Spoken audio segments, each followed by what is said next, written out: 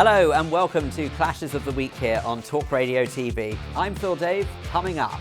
Then you impose your views and your wishes on the freedoms of other people. So you can't have that. You have to take into consideration the feelings of other people. And that, I'm afraid, is what religion, I don't know whether you're religious or not, but that is what religion, well, I'm sorry for you, but that is what religion does. Ah yes, that oh-so-timeless debate of whether religion is the root of all evil. Well, James Whale certainly seems to think that that's the case. I'll pray for him later. Also... Yeah, but it's the me too, Kieron, but you don't seem to be getting this. It's the parties that will bring him down. I think it's lockdowns that should bring him down. I agree with you. But the parties are the things that are going to bring him down, not lockdowns. Do you get that? Now, Partygate continues to be the cause of many a robust discussion. This time it's between Kevin and caller Kieron in Nuneaton. Plus... Kids would be much physically and mentally healthier and would be enjoying a lot more if we'd left kids alone and throughout the pandemic. And the Labour Party was as big a failure as the Tory Party on that issue. I'm sorry, I'm not going to let you get away with that one. You and I are going to disagree about that. But well, I'm right, you're wrong. I will not accept. All that and more on Clashes of the Week.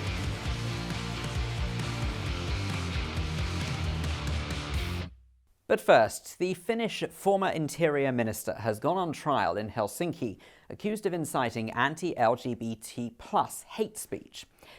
Päivi Räsänen is a member of the Christian Democrats Party and is accused of describing homosexuality as a disorder of psychosexual development and labelling homosexuals as dysfunctional. James Whale and Ash brought this up on The Late Show recently with Lorcan Price, who was involved in the Finnish MP's defence. Here's what happened. Why would you want to defend somebody like this? Well, what we're defending is freedom of speech, freedom of expression. This lady, Päivi Räsänen, is a long-standing member of Parliament, as you mentioned. She has strong views. She's a Christian, and she shared those views using her Twitter account, but which is not the only thing, by the way, that she's been prosecuted for. She also wrote a pamphlet in 2004 where she talked about the Christian view of marriage. She's been prosecuted for hate speech for that as well. And she was on a radio show much like this in Finland, where she speculated about the nature of why certain people are attracted to other people. And she's also been prosecuted for hate speech there as well. So there are 3 charges against her. And one of the co-accused is a bishop in the Lutheran Church. He's also been prosecuted for hate speech.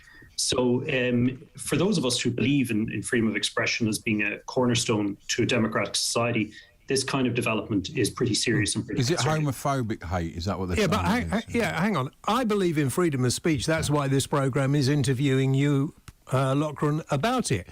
But people who talk this rubbish, in my view, of course, free to anybody to phone in and disagree if you think you can. If you think you can prove there's a God, I'd love to hear from you. I mean, this woman, looking at some of the stuff she has... words fail me because this early in the evening, if I use some of the words I want to, we'll all be in trouble. But, you know, she deserves either she needs medical treatment, I don't know. But she is the most disgusting and vitriolic person. If that's religion, I can do without it. I just don't understand why you'd want to defend someone like that. Well, obviously, I don't believe that she's disgusting or what she said was vitriolic. Actually, she's a very, very nice person and has been a long-standing member of Parliament. But like that, Lorcan, huh? What I think are probably for all of us who engage in any kind of public discussion, what we should be concerned about is the prospect of the police calling to your house and criminal charges being brought against you for saying things that are disagreeable. I mean, you're entitled to disagree with her, and that's the nature of how a functioning democratic society should work. You should be entitled to say that she's wrong or that you find her views misguided or foolish or whatever you wish to say. But it's a totally different kettle of fish when the police become involved. What would you say if there was someone said something racist online and says something terribly Yeah, racist? what if we start saying, you know, something nasty about the Irish or something? Do we have freedom of speech to do that, Lorcan? Well, as an Irishman, I'd like to think I have a sense of humour. And if you were saying something that I found disagreeable, I would object to it, and we'd have a conversation, and that's the essence of what's involved in. But you want to bring in the police. We have to make racist. Room. But do you believe like people can go down the street and say racist things to people? Well, what I'd say is that more speech is better than criminalizing speech, and the line around hate speech, what constitutes speech that is racist or homophobic or that's otherwise unacceptable, is constantly shifting. And that's, I suppose, the nature of any kind of society where we're engaged in debate. It's a different matter, though, when things that were, let's say, acceptable a few years ago become unacceptable. It's a different matter when you have the police involved in criminal prosecutions about those things. We should be able to have it out in an open debate about whether or not we agree with somebody. The things she has said are disgusting. And if, people might object, and a lot of people think Ash and I, of course, are a couple, and we're not prepared to discuss that one way or the other. But some of the things that she has said about gay people is the most disgusting, vile thing I've ever seen. And views like that. You've said that a number of times, but I struggle to point my finger on anything that she has said that would reach that level of vitriol. I mean, but the point is not whether or not what she said. The point is whether or not you like what she said, or whether I like what she said. No, the point is that she should be entitled to say it without risking jail time or a criminal prosecution. Then if we can agree on that, James, I think we have agreed on the nub of the issue. Frankly, no, I don't at all. I think then it's okay for us to say, don't agree with certain religions. Well, I don't agree with any of them, but there are some of them blowing people up and dropping bombs all over the place and taking over synagogues and spouting ridiculous stuff. Obviously, the violence is another subject, but people going online and saying things that they reckon are written in their religious book, you think that's acceptable? I think all of us are going to find things we find disagreeable with constantly. The moment you get up in the morning and look at your phone or read the newspaper or go outside into the world, you're going to be confronted with ideas that you find difficult to hear, controversial, irritating. But that's the nature of living in a free society. If you don't like those things, then probably the only option open to you is become a hermit and seal yourself off from views that you find disagreeable. Criminalizing free speech is very undermining to an open society. You can't have a totally open society. Because if you have a totally open society, then you impose your views and your wishes on the freedoms of other people. So you can't have that. You have to take into consideration the feelings of other people. And that, I'm afraid, is what religion, I don't know whether you're religious or not, but that is what religion, well, I'm sorry for you, but that is what religion does. And presumably you'll cause be a Catholic. Violence, can't it? If you say some certain things to some people, that will cause, agitation. How can I take you seriously when you obviously believe that man in... Hang on, Lorcan, just a moment. Advocating violence, Lorcan, then we have... Lorcan, would you do this? But if someone calls you, Cut him off. I've had enough, Lorcan. If you're going to talk over me, that is not a discussion, a debate. I really am not having that. If he wants to come back, he can come back, but I'm really not having that. Yeah. His name's Lorcan. Lorcan, I don't care. I am not having that. Would he do that in court? Is he still there? No, I'm bored with it. He's still there, look. Right. Just imagine that I'm the judge. Right. Just imagine that I'm the judge, and you don't speak over the judge. Now, the point of this is that you cannot allow people to say the sort of things... In fact, the Bible and the Quran, and it's full of hate, all these books, full of hate. And I just don't understand why you're people more like the prosecution rather than the judge, actually. Right? Who is? What you're doing now. Yeah, the judge. Oh, right, okay.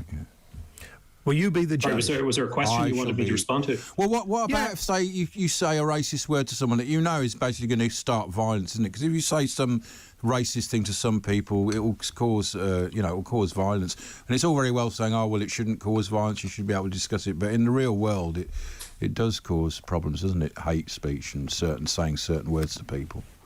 Well, there's a clear distinction that can be drawn between inciting violence and calling for somebody to be violent to a group or an individual, and saying things that people find disagreeable or offensive. But then again, that's a line, like you're saying, that's a line that has to be decided by society. There's not a clear Yes, there's long-standing case law on it from judges who have, in fairness, you could say, drawn the line for us in many ways in Parliament as well in legislation. But the difficulty where you get into the question of inciting hatred, which is a far more abstract concept than directly inciting violence, is when you end up prosecuting more and more speech, and you narrow the opening for free debate in society. And I think that's what's happening in this case. There's no debate in this. You are actually taking the side of somebody who's spouting off stuff from a book that apparently is written by some superhuman being, and you probably even believe you've got to go to heaven or hell. I don't know. But some of the stuff that comes out of religion is disgusting. It doesn't have any place in democracy at all. It doesn't believe in democracy. It doesn't want democracy. It doesn't want freedom. Your God wants you to bow down, do silly things, kneel a lot. I mean, honestly, this is just ridiculous. I can't believe it. I can't believe anybody would want to... Well, sorry, I was responding to your point, which is if you were to say those things in certain countries, you'd be arrested and thrown in jail for them. And I would imagine that you would find that just as objectionable as Päivi Räsänen and others like her are finding being Luckily, I criminalised don't for their live in those speech. countries, nor do I ever want to go to any of those countries while they behave like that. Why people go to Dubai on holiday, I will never understand. Why we have the World Cup in Qatar, I think it's a travesty and disgusting. Sure. I'm glad you came on the programme. Well, it was my pleasure. And I think it's fair to say that this is exactly the kind of thing that I think we'd all like to see, which is open debate where we can speak without fear of ending up in jail or being prosecuted for sharing our views. And that's exactly why I'm defending Päivi Räsänen. Yeah, but there are limits, aren't there? There's limits. Yeah, you can't allow people to say some of the things, I just cannot understand. I can't get to the bottom of this, how people actually are more concerned about somebody's sexuality or what they said about their imaginary friend, and that they want to wind people up. The religious sect, whether they're Muslims, whether they're Jews or Christians or any, they get themselves so wound up that it ends up with violence. Quite frankly, if you want to be religious, keep it yourself and don't tell anybody else. We'd all be a lot happier. I think we can all agree on one point that violence, when the line is crossed into advocating for violence, then that is something that we all need to deal with, and that's where the criminal law becomes very useful. But the very right to be able to say religion is wrong or that certain lifestyles are wrong and not to advocate violence is exactly the kind of thing that we're discussing here in this case. And that's precisely the space we want to keep open for the free exchange of views. Everyone is impoverished in society when we have to censor ourselves and worry about whether or not we're going to be prosecuted for sharing our views. And as a radio host, I'm sure both of you would agree that a situation where you had to spend all of your time worrying about offending, let's say, the religious police or secular police would be an intolerable intrusion on your ability to have a free, open, robust discussion. I wouldn't be doing the job. I mean, it's like conversion therapy, isn't it? That can really mess people up psychologically. Yeah. Do you know what I mean? Trying to turn someone from gay to heterosexual, that's down that sort of... Do you know what I mean? That's now been criminalised, hasn't it? We tolerate every kind of religion in this country, and I agree with that. But what we don't have to do is allow them to spout some of their ridiculous nonsense. And, some of the people recently who've been jailed over here for inciting young Muslims, who've been jailed over here for encouraging, jihad and various other things. Yeah. And we were talking the other day, maybe we bring back the death sentence. Well, it's a bit like, the Asher's Bakery, the gay cake. Now, yes. Do you know what I mean? I suppose if it doesn't cause violence, it should be legal, I suppose. Freedom of speech. Of course, in that case...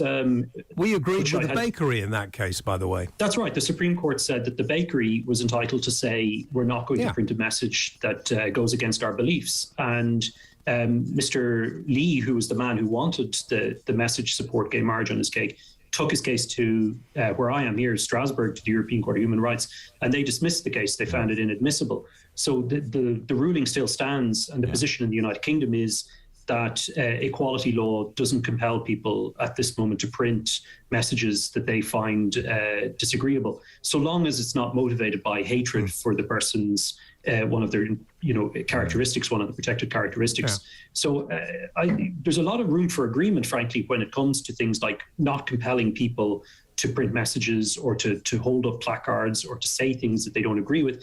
And the other side of that coin is not punishing people for saying things that you find disagreeable. And that's really one of the issues that's at stake in this case, as I say. I agree basically with what you're saying, but I don't think people have the right to continue to call for people. And when you spout stuff out of the Bible, because some people do believe this rubbish, in my opinion, about homosexuality, you actually put a lot of gay people in a very difficult position, and I think that's why I was talking about it affects them psychologically, doesn't it? It can give them depression and stuff like that. If it's Lorcan, we've enjoyed this. I'm sorry I shouted at you before, but Lorcan. How do you pronounce your name? Lorcan. It's Lorcan. There should be a little we call a fada over the A, but it's missing. We haven't got that on our keyboard. Yeah, there we are. Yeah, we should get that, shouldn't we? Yeah. Hopefully we can talk again. I'll be interested to see how this case goes. Thank you very much indeed for your time. This is Clashes of the Week here on Talk Radio TV with me, Phil Dave. Now, I think we know that Partygate has dominated the news headlines this past week. It has encouraged quite a few people to express their views, whether it be a pre-arranged guest or even your good self. Kevin O'Sullivan opened the phone lines recently, and he spoke to Kieron in Nuneaton. It almost started off quite civilised, but fear not, that soon changed. What can I do for you? I've got a note here saying you can't bring yourself to care about the parties. Well, to be honest, I just think we're asking the wrong questions. Yeah, okay, go on. I really just cannot bring myself to care about cake when I honestly believe that these rules should never have been in place to begin with. Now, I understand the outrage about the hypocrisy, and it is completely outrageous, but it's the wrong sticking point, and I feel like I'm losing my mind. Like, can we all remember that this original lockdown idea was just some sort of experiment by the Chinese Communist Party? It's a communist Party. Experiment. And to begin with, that should be enough of an advert for me not to want to do it, let alone that they continue to push it through on this farce of evidence that Sage keep coming up with. I mean, where is Chris Whitty, for God's sake? I mean, I'm just glad that he's gone, but where has he gone? He's gone very quiet. Well, he's keeping his head down, I should imagine. But I agree with you, Kieron. Criminal what they did to us, and that's a bigger point. It's the lockdowns I'd like to see the Prime Minister on the rack about, not parties, but it's parties that could be his downfall, and it's out of our hands, mate. It's out of our hands. It's out of our hands, but another thing is, one of the problems that we've got now is, who is he replaced with? I mean, don't get me wrong, it is very good, bad leadership, like Mike Graham said the other day, but I almost want that weak leadership, because who else would replace him? We've got tin pot dictators strolling around Britain, left, right and centre. Like Kim Jong-Drakeford in Wales, Sturgeon Mao up north. I mean, Jesus. Those two. Until the next election, where we can choose one that represents the sort of vision that we want to go with. Now, I understand there's a lot of trouble in the meantime, but we can't just throw him out willy-nilly in the space of a week. Like, we need a proper setup of election, a mandate, someone to stand up and say, right. Yeah. Well, this is the chain of direction. We can't just throw him out in the middle with everything else. Well, it's not a question. Yeah, that's the point, Kieron. It's not. The point is, Kieron, it's not a question of us just throwing him out. It may be that it's going to be found that he broke his own rules, and it may be that it's going to be found that he lied to Parliament. So it's out of our hands. It doesn't matter what you and I want. I don't want him to go either. I still think he's a Prime Minister of promise if he could just get his head down and stop being so chaotic.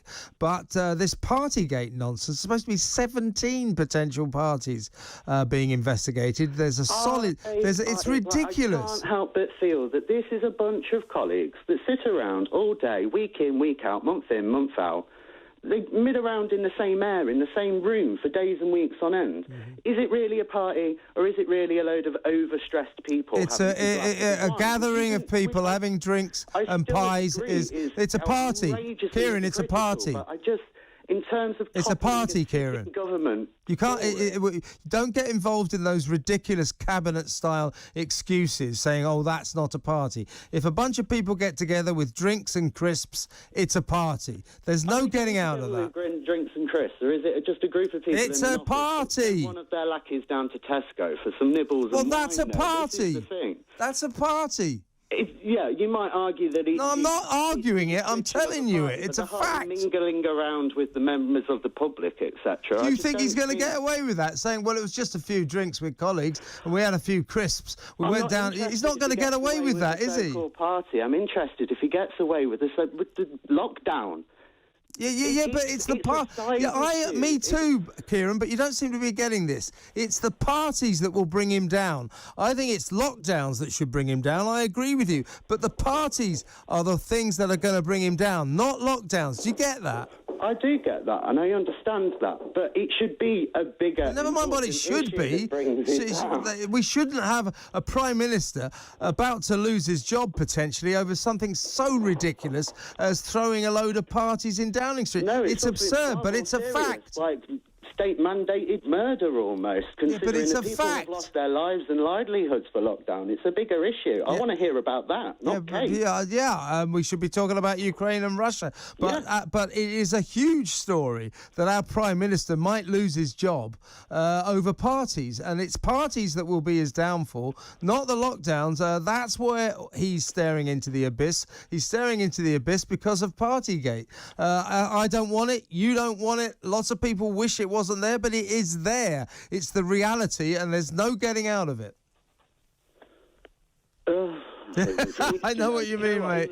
I know what you mean, Kieron. I agree. It's just it's like you keep saying. I just cannot believe it's come to the point. I know it's mad. It's mad, but it is what it is. I'm afraid we're stuck with it. But it should never have been allowed to happen to begin with. No, terrible misjudgment, and that's why, in some ways, he deserves his fate. But listen, Kieron, good to talk to you. You and I are actually on the same page. Thank you. Good to talk to you. Please call us again. This is Clashes of the Week here on talkRADIO TV with me, Phil Dave. Now, pick a COVID subject, any COVID subject that we haven't spoken about for at least 5 minutes. Could that be children in schools, regardless of the R number? What about mask mandates? Well, these topics, like a good old boomerang, were brought up on The Breakfast Show this week. Julia spoke with Labour MP Alison McGovern, the Shadow Minister for Work and Pensions. Let's see, the subject of masks and children in schools. I think this has got clash written all over it. If we really want to help young people get into work, what they need is a good education.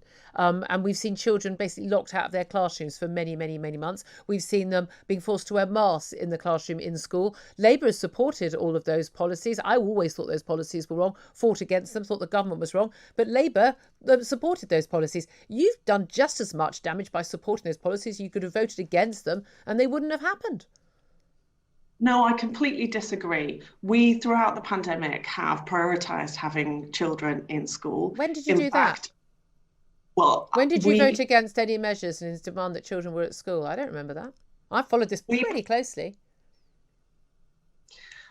Throughout all of the periods of lockdown, those that were necessary to protect people. Those were necessary. No, can you tell me a single occasion when Keir Starmer or any of your front bench were calling for children to go back to school when the Prime Minister was insisting they couldn't?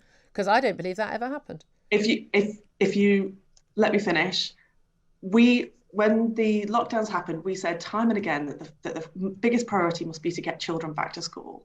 We pushed for better spaces and more ventilation in schools so that children could more easily be in school.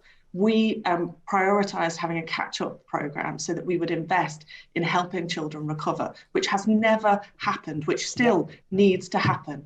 If you talk to parents up and down this country, and anybody, frankly, who cares about our kids, they are worried about their mental health. That catch-up programme could have helped that. They're worried about their physical health.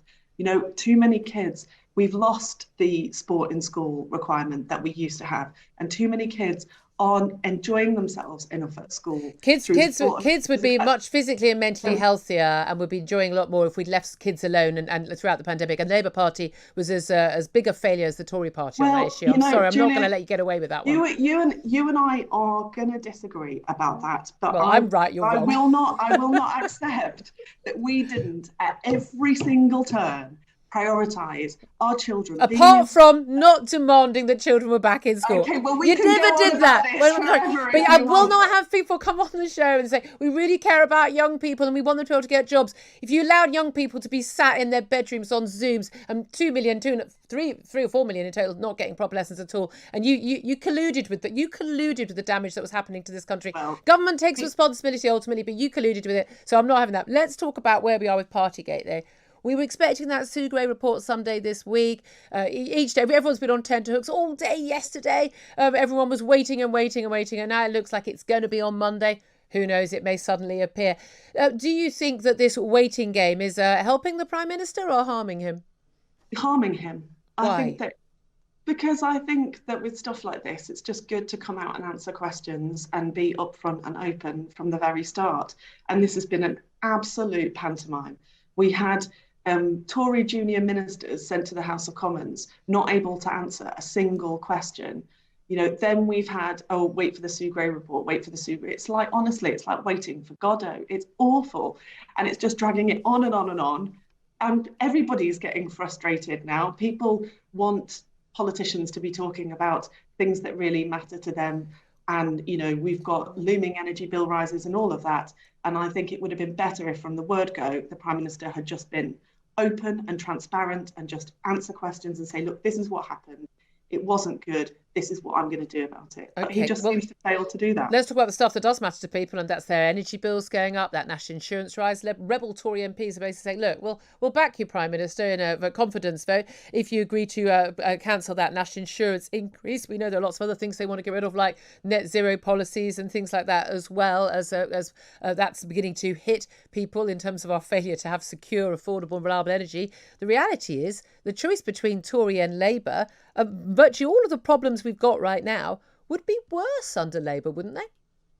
No, absolutely not. We've got a costed plan on energy prices. Look, in the long term, we've got to have big reforms in the energy sector, but in the immediate term, we could cut VAT and we could have a windfall tax on oil and gas industry to give people help from, between £200 and £600 help with their bills. I think that's that is not going to be a panacea for everything, because we've got a big job to do to invest in the sector so that we can get really good jobs for people in this area, as well as getting security of energy supply and helping people with their bills in the long term. But I think that there's stuff that we could do now that would make a difference. Okay, let's also talk about the end of Plan B today. Working from home already had ended. No mask mandate, no vaccine passports. Masks ended in the communal spaces in schools. There wasn't part of Plan B is ending today. Do you agree that all of those policies should no longer be in place?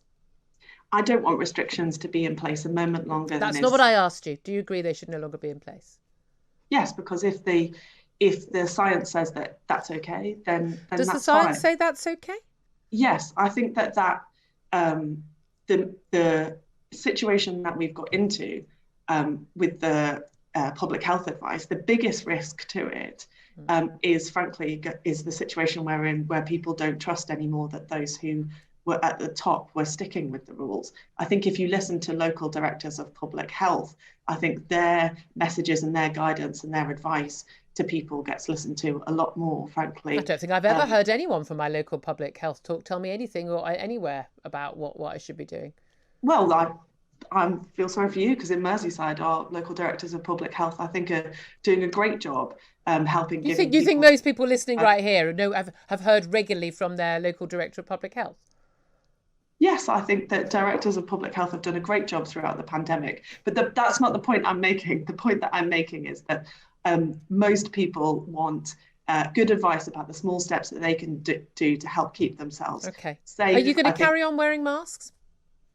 Yes, I will. I thought we were following the science, and the science said we didn't have to carry on wearing masks, but you're going to carry on wearing a mask against the science? We're following the science about what needs to be mandatory. There is also evidence that voluntary mask wearing in situations where people are close together, like in shops or on public transport, that can help at the margins. Could you point to that study? I've not seen that study. I don't think wearing a mask is a panacea, but I think at the margins it can make a difference. And I think that there's some people in our society that are really vulnerable in the way that others are not. And those are people who work in shops. They're people who work on trains and on buses. And if I can do a little thing to help protect those people, then I'm prepared to do it. It depends if there was evidence that did make a difference. All of the people I know who work in shops, Alison, all of the people I know who work in shops and who work on certainly on London's Tube network, and I speak to them every single day, they don't want to wear masks. They're fed up with them. They hate wearing masks. They know they're a load of nonsense. They don't want to wear them. The unions are demanding they wear them because that's what some unions do. But I mean, I don't meet anyone who says, I can't wait to wear a mask. They'd be allowed to carry on wearing a mask anyway. Why do we need mandates? I think, Julia, what we've discovered in this interview is perhaps you and I speak to slightly different people. But, that's fine. Look, people will feel differently about it. But I think, my experience has been that those people working in frontline positions feel a bit more vulnerable, and mask wearing is a relatively low-level thing you can do to help them. So I'm prepared to do it. Not everyone can. That's fine. Some people have got medical conditions. And some people are just too sane to do it. But there we are. What can I say? Well, again, we'll have to agree to disagree. Well, I don't know. I only follow things that are evidence-based. And if the evidence isn't there, I don't do it. This is Talk Radio TV's Clashes of the Week with me, Phil Dave. Now, as I'm sure you know, we do enjoy a bit of a good old debate here on Talk Radio, and I'm quite sure it's never too early to achieve such things. Christo's council sees titans of the political disagreements world collide like raging bulls in the wild. Okay, well, maybe not, but the point is that they often discuss a range of topical issues and, frankly, have a sparky old time telling each other why they are wrong. Recently, the ringmaster of Weekend Breakfast was joined by political commentator Mike Buckley and former Brexit Party MEP Ben Habib. And cue the fireworks. I mean, let's start with this story. £2 billion being spent in this active travel England fund. Chris Boardman, who is going to be leading this fund, he is going to be telling us how we can walk and cycle. Also, the staff of 100 will be advising councils how to counter criticism of low traffic neighbourhoods and badly thought out cycle lanes. It's sort of a central propaganda office for walking and cycling. I mean, I'll start with you, Ben Habib. Is this a good use of £2 billion? Well, it's very hard to justify a spend of $2 billion on it. I mean, my natural reaction is that people should do more exercise and walk more, cycle more, go to the gym, do whatever it is, that keeps them healthy. But that's a very personal decision. And, this again is evidence really, I think, of the ever creeping nature of the nanny state in which we live. And so, absolutely people should be encouraged to be healthy and do what is good for them and for their families, etc. But this interference has got to stop. We've got to stop, talking down to people, legislating for people. The highway code's about to change, to make it apparently more sensible, though I'm not so sure about some of the measures that are being introduced, but apparently, safer and more sensible for cyclists and for pedestrians. And, this constant interference, it's just got to be rolled back. I mean, Mike, isn't that a fair point? That why do we need to spend all this money on learning how to walk, as in put I don't think it isn't forcing people to do something, it's enabling people to do something. If you're building a cycle lane, you're enabling people to cycle. If you make a walkway safer, you're enabling people to walk. What's stopping them now? Well, the cycle lanes are often, in most parts of the country, simply not in place. Why do you need a cycle lane? Because it's safer. I mean, I cycle all the time. I cycle in London, I cycle in Sheffield, I cycle all over. And even though I'm aware of the risks, and I'm aware of the risks, and I know that it's coming off is a dangerous thing, and I have come off and been injured in the past, but I carry on anyway because I think it's good for overall. Cycling is good for my health. But I speak to loads of people, both in Sheffield and in London and elsewhere, who don't want to cycle because they don't think it's safe. Are they trained? Have they done any kind of cycling proficiency awareness course? Have they done any compulsory basic training to improve their confidence? No, but what they have done is see, well, they may have done, I don't even know, I don't normally ask that question, but what they have done is see the recurrent pieces in the paper about person gets knocked off, breaks a leg, gets concussed, person gets knocked off and dies. And as a result, they decided, I don't want to take that risk. And I fully respect that choice. The changes to the highway code and building more cycle infrastructure will make it safer for people to make those journeys. Do you use the cycle infrastructure in London, Mike? Do I? Yes. Yes, I do. But I mean, I very often use the main road rather than using. Why do you do that? Because honestly, can I tell you my point? I used to cycle all the time in London. The cycle infrastructure is so moronic in London. It's so badly thought out. It's so badly designed, and it's so ridiculous the way it's been designed to remove road space from drivers rather than to be safe infrastructure that I now don't cycle. Mainly because, firstly, the main roads are completely rammed because of low traffic neighbourhoods. Secondly, because I would rather use the main roads. And now drivers are so angry with cyclists who use main roads because they've seen all the infrastructure that's there that it's become more of an unpleasant environment. And so it's actually become counterproductive. I find some of the infrastructure useful, some of it I don't, and there are examples of they'll put a bit of a cycle lane in and it'll just end randomly in the middle of nowhere. And often, to be honest, as a cyclist, it's just slower than going on the road. But there is too much traffic. There's too much traffic because people are using their cars more because they're afraid of COVID and not using public transport.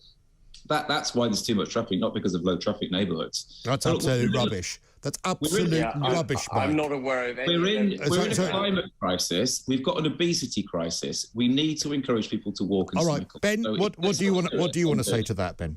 Well, I mean, Mike's just, he's invoked the climate crisis and the obesity crisis, and that's the invocation that those on that side of the argument use in order to interfere in our lives. I'm completely with Mike that people should be encouraged to walk and be healthy, but we haven't got an obesity crisis. We haven't got a climate crisis. And what has the climate crisis got to do with, changing the highway code? That's about reassessing risk and apportioning blame more readily on drivers.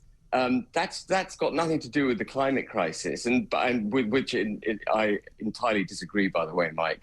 We do not have a climate crisis. This is a tremendous way to weaponize the woke climate emergency agenda, but we do not have a climate crisis. Well, okay, but Ben, you must admit that the argument that having more bikes on the road, which will lead to cleaner air, will be a good thing that will get people exercising, some gentle encouragement towards doing that, is a good thing. And also, some people would also argue that a part of that is those people in vehicles that are potentially the most damaging should have the most responsibility towards other road users.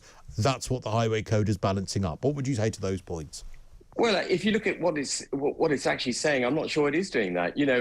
It's making it legal or encouraging cyclists to cycle two abreast. I think that's daft as brushes. It's encouraging them to cycle in the middle of the road. That's daft as brushes. They should stay off to the left. There's actually, I don't know whether Mike agrees with this, but I think slow-moving traffic is more dangerous for cyclists than traffic that is moving at a reasonable pace, because you can see what's going on around you.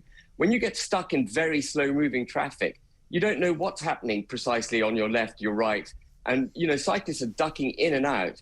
They're a danger unto themselves. And actually, I do cycle quite a lot, but I take it on myself. It's my responsibility, knowing that I'm vulnerable, that I have to take precautions. And to put two cyclists in the middle of the road, or to encourage cyclists to cycle in the middle of the road, is only going to put them at danger. It's going to slow the traffic down. It's going to frustrate drivers. And there is an economic aspect to this as well, Christo.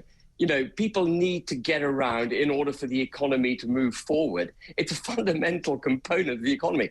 You can't get the economy moving with people, with everyone on a cycle. Okay. You can't deliver goods on a cycle. That is a good point, isn't it? In as much as this, right? If I am a pedestrian or if I am a cyclist, right, I might have right of way.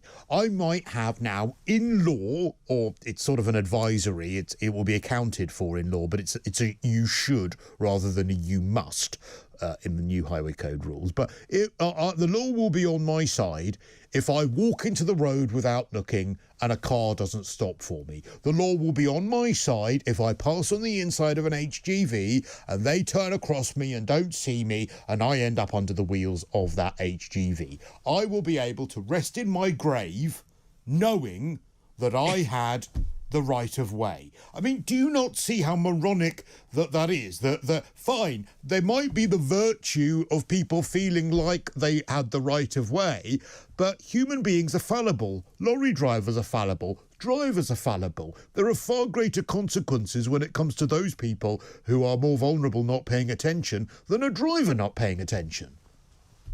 Well, I mean, a few things to say. I mean, firstly, in terms of Ben and the climate crisis and obesity crisis, I mean, I'm all for respecting other people's opinions, but I mean, it's scientifically proven, and pretty much every scientist who isn't paid by an oil lobby on the planet agrees that we're in a climate crisis. It's not a crisis. It's not a crisis, Mike. Your choice of words is wrong. The climate may be changing. There may be steps that we require to take, but it's not a crisis. You've got to stop using the word crisis. All right, Ben. Now let Mike respond. Ben. I mean that's just ludicrous. But anyway, let's carry on. And the same with obesity. I mean, you look at the stats on obesity, particularly among children and young people. We have an obesity crisis. Recognising that allows us to deal with it. But anyway, Christo, to come to your point, I mean, as a cyclist, I don't pass up the inside of a HGV that might turn left. That would be unfathomably stupid. Many do. Many defend the right to do so. Well, it's very foolish, and you're right. The individual needs to take, the responsibility for their own safety. Similarly, if you're going to walk out in the middle of a busy road, even if it is your right of way to do so, don't do that, because it's a really dumb thing, because you don't want to get run over. But these rules encourage people to not have responsibility around those things. They're essentially saying, I have right of way, and what it's going to do is encourage phone zombies, of which there are now thousands, to just keep walking into the road looking at their phone because they know the car will have to stop for them. And that's so stupid. And actually, I mean, as a cyclist, I get frustrated when people walk out in the road in front of me, because I don't want to crash into them for their own safety, but also for my safety. Because if I crash into a person, I get knocked off and I get injured because I've been moving at speed, So I do get that. However, I also get that the responsibility needs to be put on the individual, in this case, the driver or the cyclist, who is likely to cause the most harm to the other person, whether the cyclist or the pedestrian. So what the Highway Code is now saying, it's saying to drivers and to cyclists, please take extra care with people around you who are more vulnerable than you are. All right, final word, Ben. You've got just a few seconds. Well, I don't think encouraging cyclists to cycle two abreast and requiring motorists to give 1.5 metre berth to cyclists is actually encouraging anyone to be particularly aware of the risks. In fact, it's telling cyclists you can go right slam bang in the middle of the road, frustrate the hell out of the drivers, and expect them to avoid you. It's completely wrong. And the crisis we have got, Christo, is a crisis in woke. We've got a woke crisis. And I'm afraid the discussion we've just had is another extension of woke. The fact that Mike thinks we're in a climate crisis, he must be tearing his hair out at the 2050 target for net zero. It is a fair comment. Still to come on the second part of Clashes of the Week. Some of the most ardent supporters of Boris Johnson are now questioning his authority. Why do you think a national radio station that talks around issues like politics would not be discussing the potential demise or walking the plank of our Prime Minister? Would you believe it? There are still people out there who have yet to fall out of trust with our esteemed leader. I know, right? That's what causes Ian a bit of a ruckus with caller Dave in London. Also, why should cyclists have priority over motorists? Stop diverting. Well, there's a myriad of reasons. One, it benefits. Give me one. I just have. It benefits the economy. It benefits the economy. That's a new one. Cyclists having priority over motorists is good for the economy. I can't wait to hear the explanation behind that when campaigner Casper Hughes speaks with Kevin O'Sullivan. All that and more on Clashes of the Week. But first, Boris Johnson is facing mounting pressure to halt the introduction of a new bill that will ban conversion therapy. James Whale and Ash brought this up on The Late Show recently, and they spoke with Graham Nichols, director of Affinity Gospel Churches in Partnership, who are responsible for 100,000 evangelical Christians. Here's how it played out. Anyway, by the way, I'm not controlling anybody with my phone. And you're not, certainly not. And you're not really defining conversion therapy very well. And put me in the picture. Tell me what it is. Well, I just want to know what you're disgusted by, because I'm probably disgusted by the same things. Well, I'm disgusted by people who tell somebody that they don't, you fancy men? No. Well, let's test it. Let's show you lots of naked women and see if we can change your mind, or let's show you some pornographic stuff, or let's counsel you and tell you what the Bible says, or I think the Quran is against it. I'm sure there'll be bits against it in the Torah. Sometimes they use electrodes, don't they? Put electrodes on your willy and stuff like that. If you get aroused at the wrong point. I'm disgusted by all the same things that you are in terms of electrodes on anywhere and, pornography or corrective rape or any of those things.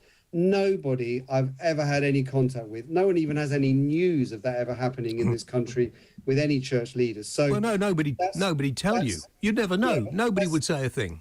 It just ain't happening. What's your problem then with banning it?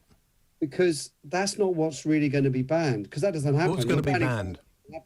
What's going to be banned is me talking to someone who's, say, an adolescent child, and they're telling me as a father, I'm trapped in the wrong body, and I say, I think you're not. I think... We're not talking about that, Graham. I made that point at the beginning.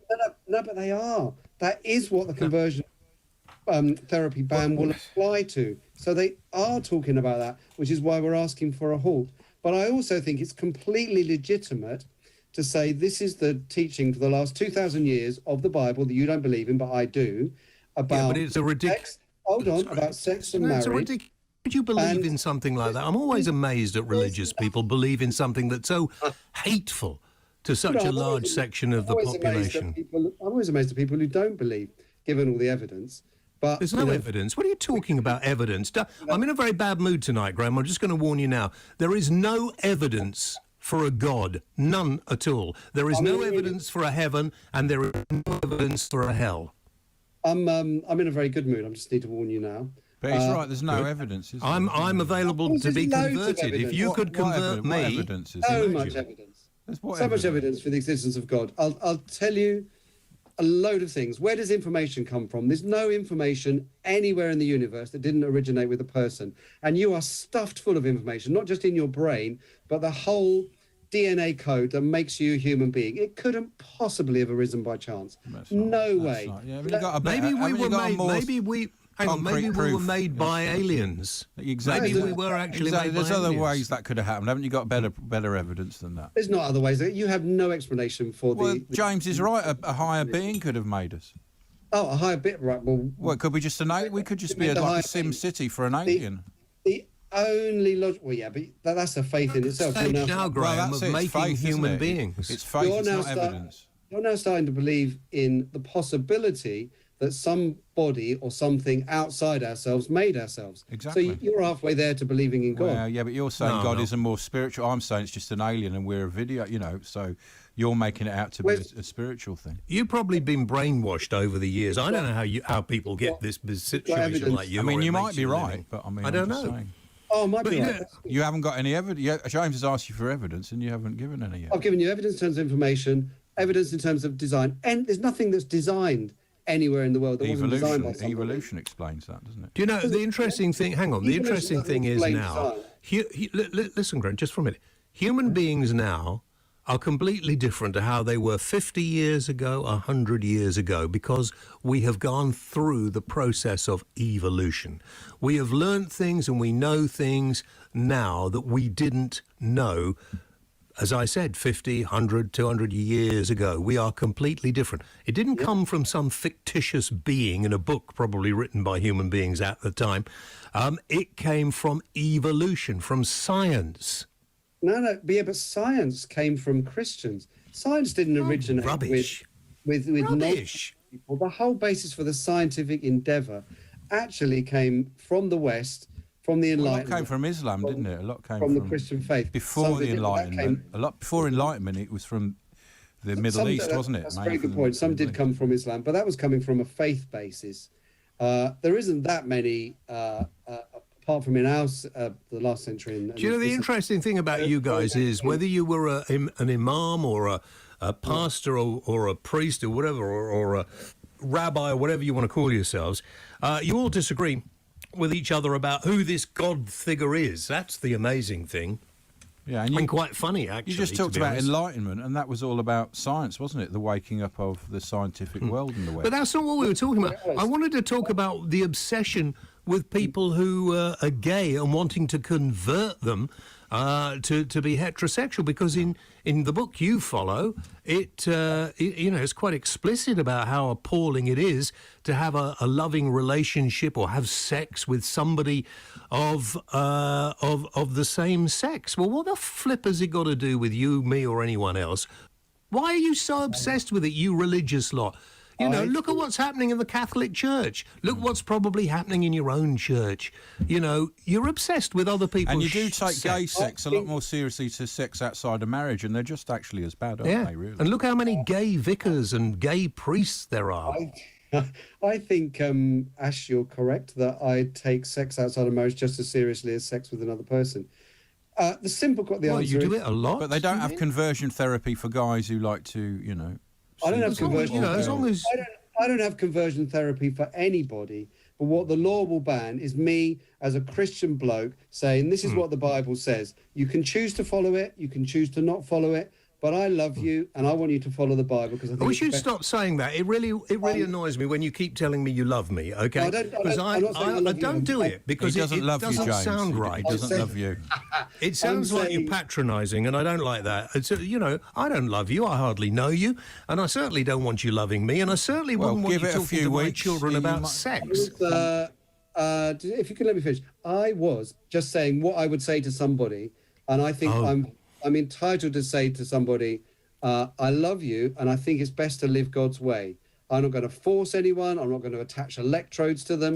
I'm not going to persuade them, cajole them. Okay, so is it okay then if Ash and I are an item that we could still, if we wanted to be Christians, we could still be Christians if we were having a loving, homosexual, monogamous relationship?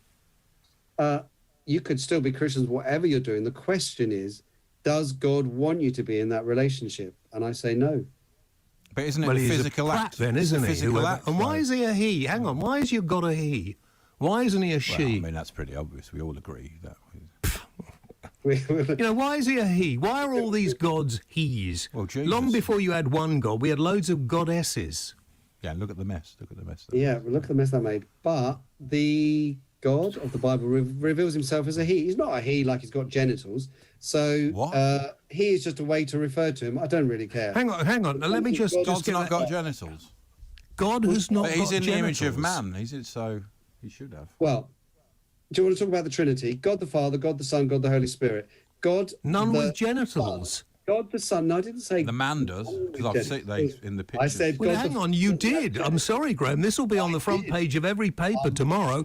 Graham Nichols said God doesn't have genitals. I so wish. My point was that God the Father is expressed as a father in relation to the Son, but not as a physical body human being, which was my point. Yeah. God the Son, Jesus Christ, who is also God, is a man with the whole DNA of a man and everything else. Genitals? They won't be... Well, of course. We've seen them in the pictures. Oh, right. Well, I don't think it's front page news, I'm afraid. No, that's I'm just saying a traditional view of God the Father, God the Son, God the Holy Spirit. So why? Because all this maleness, and God had Christ had his 12 disciples, and there's lots of stories about them being.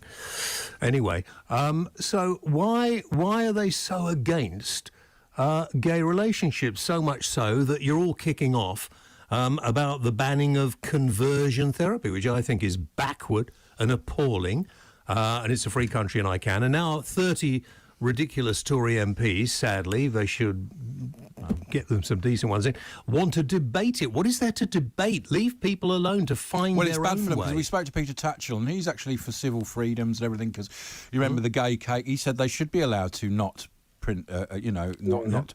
But yet he said this should be banned. Actually, 70 today, we should say happy birthday, Peter. But he said this should be banned because it can psychologically affect people very badly. Yeah, but he can be wrong, and there's nothing I'm doing. Yeah, but so could you. It wasn't his view, that was science. I'm doing you're worried about. I can have a discussion like I'm having with you to say this But you don't answer the question, Graham. What is so terrible about a loving couple of the same sex who don't want to go around, to use your term, shagging everybody, that they would prefer to have a monogamous relationship, but because they're of the same sex, this God of yours looks down on it, and I want to know why. I mean, there are too many human beings in the world anyway, so they're not going to be brilliant. But God just wants you to be fruitful.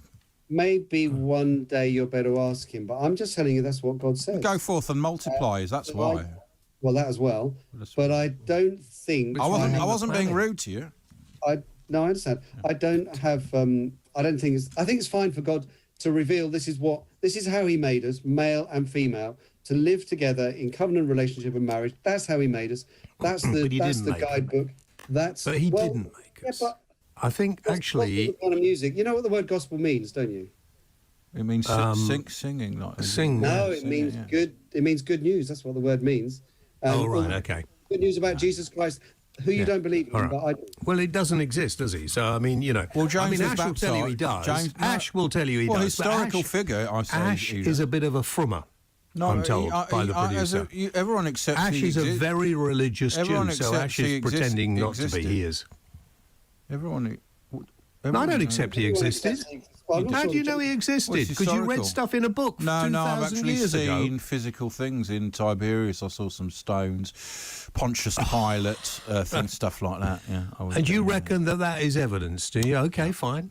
Doesn't bother me. That's what you want to believe. Yeah. But in this day and age, I don't want people who have this belief in an imaginary friend laying the law down on everybody else. And I don't actually want to see religious schools. I would, if I had my way, have them all banned. If you want to be religious, you decide when you're an adult. Would you like to permit me, though, by law, that is, to be able to express both, this is what I believe, here's the evidence, take it or leave it, and here is how I think you should live. Should I be free to do that? You can do that. You can do that, and you're doing it here and quite often come on and do it. I am very grateful for the opportunity, but this kind of opportunity for this discussion could easily be banned if you were... It won't be. It won't be banned from the airwaves, trust me, because I believe in freedom of speech. But it will be banned, hopefully, from you having a little office somewhere and having a lot of young boys in and telling them you might not be gay and you don't want to be gay and this is why you don't want to be gay. Because I can't actually see you telling if you're gay, that's absolutely fine. Yes, of course, you can have a lovely life. I'm definitely not going to say that. You're absolutely right. But that's quite different to coercive, manipulative, violent... No, that is exactly coercive and manipulative. No. And Graham, you don't answer the question. What is it about all you religions, whether you're a Muslim, a Jew, a Christian, or whatever else you want to be, you are obsessed with sex? And why, with so many important things going on in the world, why would this God be so worried about gay people? What is it? I mean, why is he so homophobic? I'm not obsessed with sex, and God's not obsessed with sex. Well, you are, actually, because, you signed a letter to try and solve... You are. You're obsessed with people being gay, aren't you? And you're probably obsessed with people having more than one sexual partner. I don't think I'm obsessed with any of those things. If you think about what I preach and write about most of the time, it's not about sex. It's about loads of other things. But I am obsessed with the reality of God and the reality of Jesus Christ, and I'll debate it all day long about that. So I'm not obsessed about that. There's not really much debate, is there? You just say he exists, and I say, show me the evidence, and you say, there's loads of evidence, and then you never come around and show us any.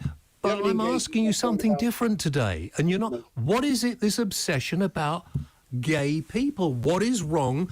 I mean, there is a gay Christian organisation which we've spoken to. Yeah, well, it's gay vicars, aren't they? I mean, can you get into heaven if you're gay, but you still accept Jesus? Can you still get into heaven? I'm sure you If you don't have any sex, yeah.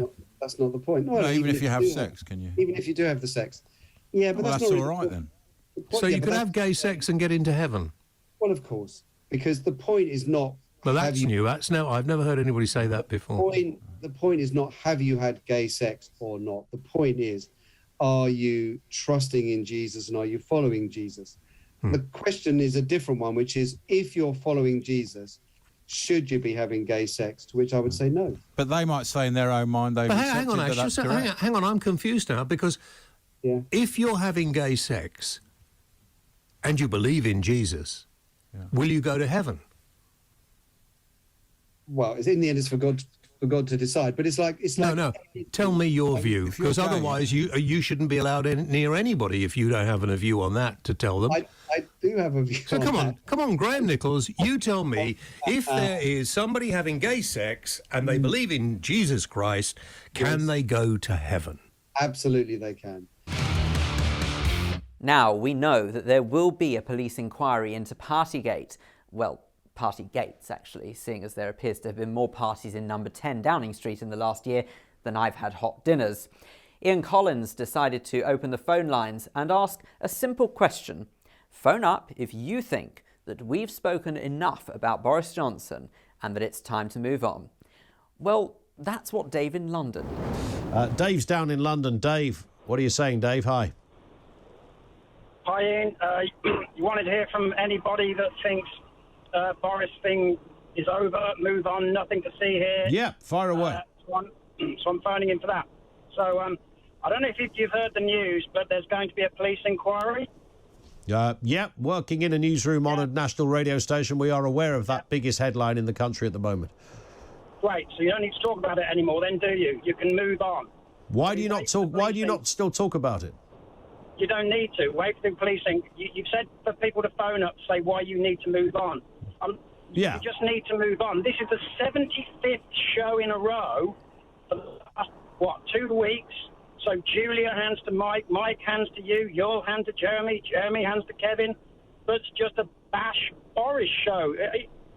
There's other stories, mate, that are going on, that are being spoken about on social media that you guys are missing out on. You've just become bash Boris.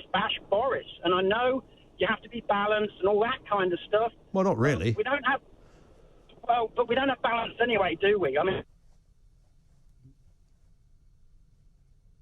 I think the authorities pulled that call. I think that's what happened there. There was a lever pulled, and we couldn't allow a pro-Boris opinion to go out at this stage, because that would just scupper the entire agenda that Mr. Smith, as no one at all has asked me to advance. But I don't think we can have that kind of view on the radio, really. Do you, Ryan? I mean, it would be terrible if we are to allow that. Dave, we've got you back. Sorry, your line cut off. How are you? Yeah. I mean, you've got the greatest police force in the world that are fantastic at investigating non-hate crimes. Yeah. People putting up stickers. Cressida Dick and them. They're tailor-made, mate, to go out there and sort Boris out and come back with the biggest. But that doesn't stop. I mean, that may well be specifically a discussion about parties, but it doesn't stop a national radio station, particularly when some of the most ardent supporters of Boris Johnson are now questioning his authority. Why do you think a national radio station that talks around issues like politics would not be discussing the potential demise or walking the plank of our Prime Minister? I guess what I'm saying is it's been on all day. Yes, but we don't make the news. We discuss and report the news and debate the news. Yeah, but there's other much more important news items going on. Well, indeed, we literally just talked about Ukraine a second ago. 10 minutes. Yeah, well, you want us to do a debate on Ukraine? Good luck with that. Yeah, well, exactly. So that's what I've got plenty of other topics that other people on social media. I guess what I'm saying is I've listened to talk radio for 2 years. Yeah. But over the last 2 weeks, I'm starting to turn it off. I'm sick. I'm just getting just bored of it. And I'm sure Mike will come on and say your listenership's going up. Well, unless a lot of left-wing people are suddenly tuning in, I suspect a lot of people are tuning out. So but it's not about... Well, in fact, the listening figures say the opposite to that. But listen, it's not about left-wing, though, is it? This is about the government of the day. The government are in trouble, Dave. The government are struggling. The Prime Minister is struggling to get support from his own MPs. Letters are going in to the 1922 chair, who would like to see a vote of no confidence in their own leader. Are you saying that's not a story? No, what I'm saying is everything you've just said, we have known for 2 weeks. Nothing you've just said, we haven't known for 2 weeks. Yes, but the story does continue. I mean, there's no way the story just stays where it is.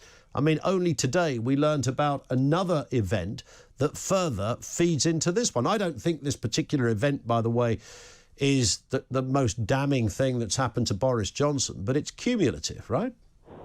Yeah, I agree. But what I'm saying is Mr. Dominic Cummings has got another event he's going to come out with tomorrow and another one the day after. We get it. There's a police inquiry. Yeah. So, but you're right. On the inquiry, you're right. That is for the police to talk about. But there's also a Sue Gray inquiry. There's also the authority of the Prime Minister. What the heck was he doing turning up at a party during lockdown? That's a legit question. That's not going to go away. And I think most people who are debating this, Dave, are actually people who want to see... They don't want to see Keir Starmer in power. They want to see another Conservative, but one that they trust more than the current one. You do realise it will put Keir Starmer in power, right? I said this all along, but then you're absolutely right. I said this all along. If you put Rishi Sunak in charge of the country, decent man, big brain, looks good on the all of that, I get that. But if you put him there, what you're essentially doing is giving Keir Starmer the keys to number 10. But is that how we have to do business? Because that's a great debate in itself, isn't it? That nobody but Boris can run the country. Yeah, but to be honest, that debate you've just had hasn't been had all day. It's brought up now and again as an anecdote, but it's Partygate. What I'm saying is the Sue Gray inquiry now has to go away because Cressida Dick has got it. It's over to Cressida. Well, yes, it is. It's over to Cressida on that specific point of parties. But, of course, the question isn't just about did the parties break the rules. The question is about the integrity, the honesty, the authority of the Prime Minister while those rules were being broken. Now, under the updated highway code, cyclists will be told to ride in the centre of the lane to make themselves more visible to motorists. The new rules officially come into force from Saturday the 29th of January. It will also require motorists to leave a minimum of 1.5 metres, nearly 5 feet, when overtaking. Basically, seeing it more difficult to be a driver on the roads. Kevin O'Sullivan introduced this topic on his show recently, and he spoke with Casper Hughes from the campaign Stop Killing Cyclists. Stop killing cyclists. I don't want cyclists to be killed. Nobody wants that. That's horrible. But if they cycle in the middle of the road, it will put them in danger, won't it? So, I mean, the first thing I would say, it doesn't say cycle in the middle of the road. It says cycle in the middle of the lane, which actually has been that's been government advice and cycle training advice for years now. Decades. Well, wasn't in the highway code.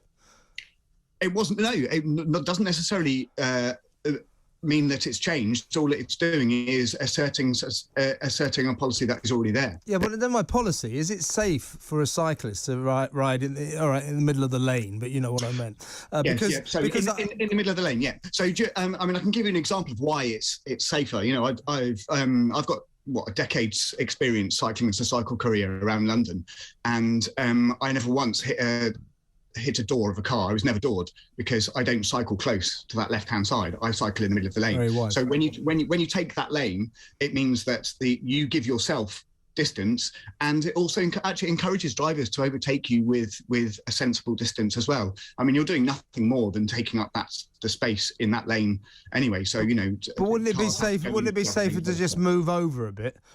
You know, cycle by the side of the road like. We always imagine the cycle. Why not? Why not? I mean, there's a number of reasons why. What's the point of getting out in the middle of the lane to block motorists? What's the point of that?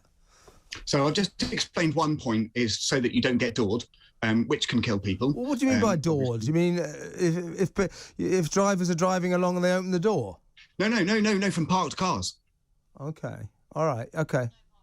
So obviously, when people step out of the car, right, what if there's no cars? They open that straight into the lane. What if there's no parked cars? What if it's a no parking? So, I mean, so on the side of the road as well, if you cycle in the gutter, that's where all the glass and dirt and muck is. So you don't want to be cycling there. Yeah, but that's the roads for you. I mean, you can't sort of block motorists just because there's a bit of muck in the curb, nearer the curb. Surely it is wise for cyclists to cycle nearer the curb, out of the way of the motorists, as opposed to right in the middle of the lane where a motorist who wasn't really looking, wasn't really paying attention, will run the cyclist straight over. I mean, I know it's all very well to say cyclists should have priority, but in the real world, cyclists going along in the middle of the road is dangerous. It's outright dangerous. So no, not according to the police. Never mind about according to the police. Anybody with any common sense can see that, Casper. Obviously. It's a bit like saying, it's perfectly all right for a cyclist to go in the fast lane of the M4 or something. It's ridiculous. They should stay away from the fast cars. No. I mean, they shouldn't. You mean they should be blocked? The police's advice is to take that. It's called but we're not talking about the police advice. We're talking about the highway code. In position. We're talking about the highway code. We're talking about the government. We're talking about bikeability. We're talking about the police. They all say the same thing, and it is safer for people cycling to cycle in prime position, which is what it's called. All right. What about this? So cycle lanes. I'm all for them, but I think there's too many of them. But that's not what we're discussing tonight. There's plenty of cycle lanes now. This highway code says even when there's a cycle lane, a cyclist is fully entitled to go out into the middle of the road and cycle in front of a car. What's that about? Well, I mean, when you say there's plenty of cycle lanes, there's cycle lanes on less than. We're talking about a road with a cycle lane. Why is a cyclist allowed to go into the middle of the motoring lane when there's a cycle lane? So, just to make this clear, we're not talking about the 99.9% of roads that haven't got cycle lanes on them. So no, we're not. Okay, so in that case, I mean the good roads where cars can get along, yeah. If you want to talk about the cycle lanes that have been built well, then the ones in London have millions and millions of journeys on them every year, and actual fact, they're far more efficient use of the road space than ever a lane for cars is. Yeah, I'll tell you that down on Lower Thames Street, I've actually seen the odd cyclist in those cycling lanes, and that's something. You can stand there all day and hardly ever see any. But that's another issue. I mean, I just think because that lane is used by 3.5 million cyclists. Why should cyclists have priority over motorists? So, I mean, what you're basically saying there is why should people walking, people cycling, people in wheelchairs, people on scooters, why should they all have priority over cars? Why should cyclists have priority over motorists? I'm really. Why are you picking up on just cyclists? Because I'm talking about because you're from Stop Killing Cyclists. Okay. So why should cyclists? Why don't you just answer the question, Casper? Okay. Why should cyclists have priority over cars?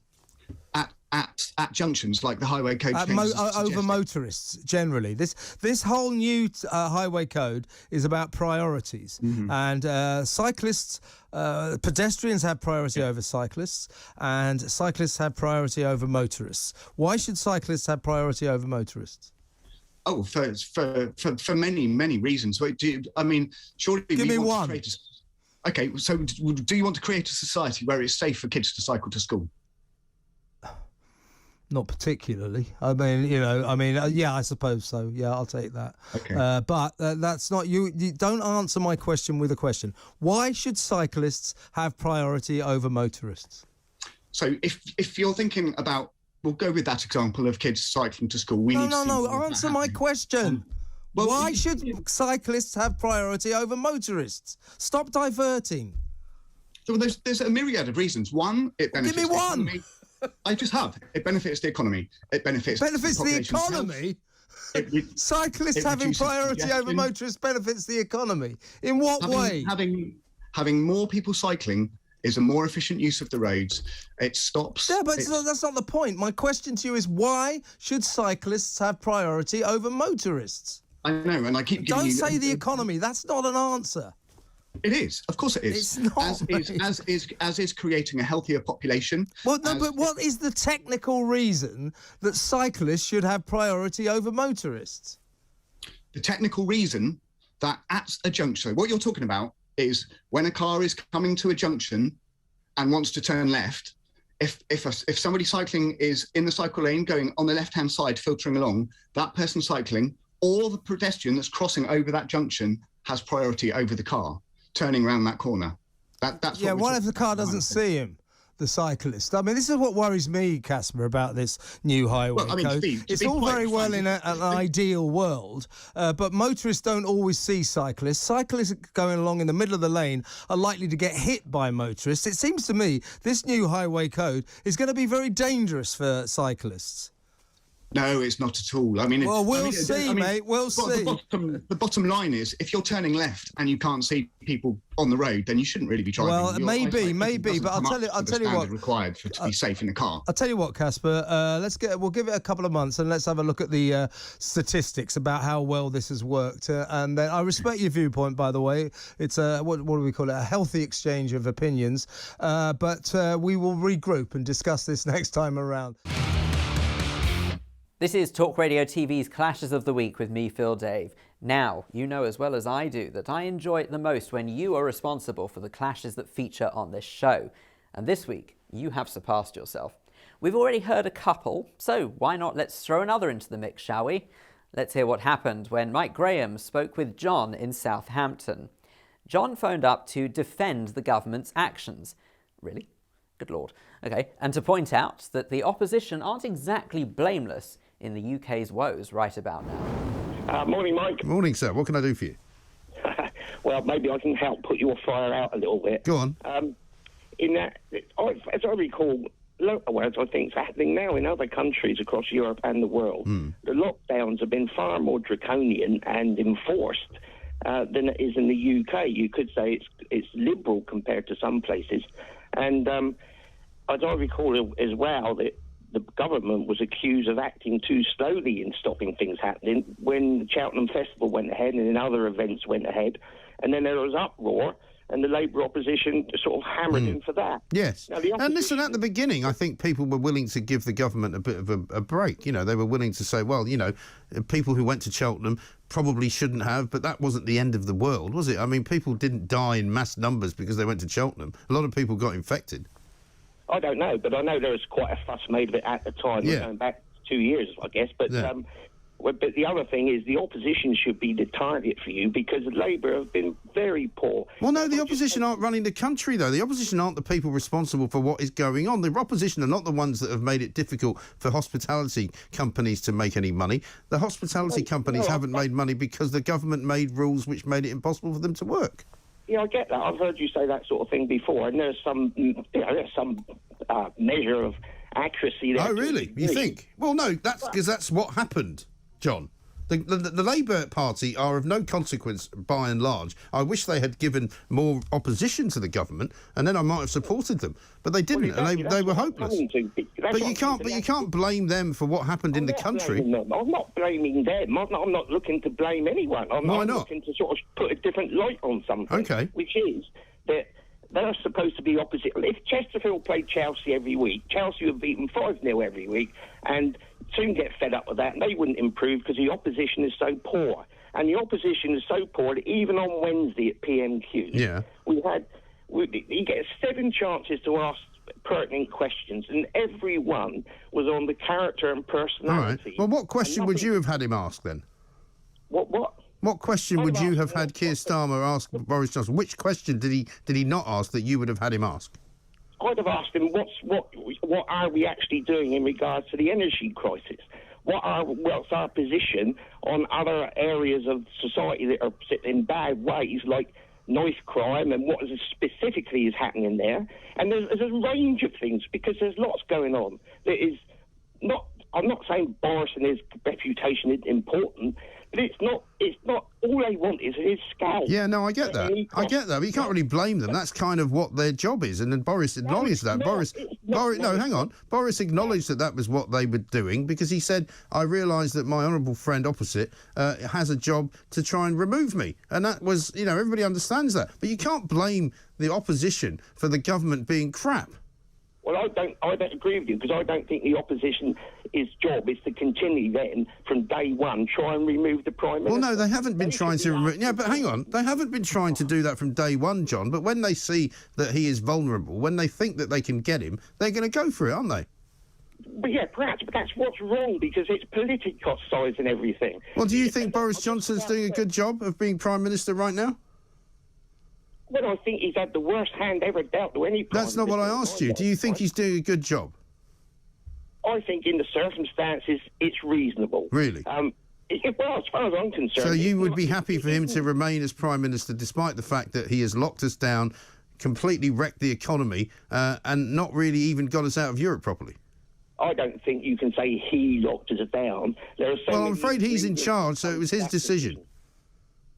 I don't know about that. Well, I know about that. He's the Prime Minister. He made the decision. Yeah, but if it's his decision, he takes that into account, the various advice he gets. And on one hand, there'll be experts saying you should do this, and there'll be experts saying... Well, that's the job. That's the job. That's like That's like me saying, oh, listen, it's not my fault I said what I said. I was told to say it. I have to take responsibility for what I say. It's not that. I'm trying to get you to see that there's a different way of looking at this. You're not doing very well, I'm afraid. Well, that's only because you're closed-minded about it. You think I'm closed-minded, John? Really? You decided you're right, and it doesn't matter. Well, of course I'm right, because anybody with half a brain can see that Boris Johnson is a busted flush.